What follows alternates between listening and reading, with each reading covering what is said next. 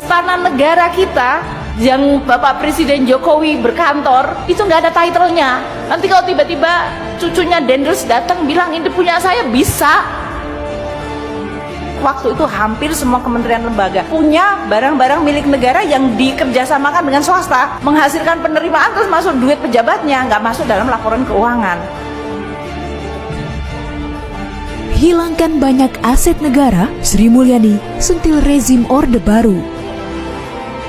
That is what is make us a lot of different. Makanya saya sekarang tuh selalu gelisah. Saya nggak peduli dan saya nggak kepengen lihat ada barang negara secuil apapun yang dia itu waste. Mulainya Republik Indonesia tadinya nggak punya neraca, jadi barang milik negara pun tidak diadministrasikan, tidak direkod. Kita asal bangun, waktu Pak Harto 30 tahun bangun banyak sekali, nggak ada pembukuannya. Ya, kalau Pak Jokowi membangun infrastruktur itu bukan karena beliau hobi, bukan karena itu adalah kelihatannya keren.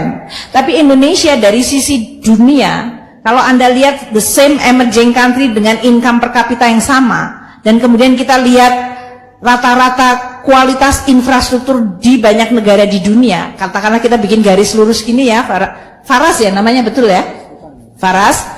Indonesia itu below that line. Itu artinya kita sebagai country, sebagai negara dengan same income per kapita dan dengan kemajuan ekonominya, kita punya infrastruktur yang kuantitas dan kualitasnya di bawah rata-rata dunia. Makanya itu disebut infrastruktur gap.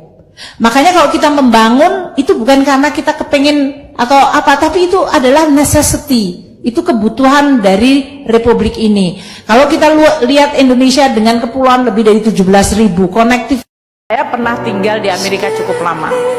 Terus saya lihat ini orang kalau di negara maju tuh seperti apa sih? Kayaknya makan paginya sama, kita makan pagi, sekolah juga sama, nggak lebih pinter dari kita, negaranya sama aja. Kenapa kok dia bisa disebut negara maju dan kita negara berkembang?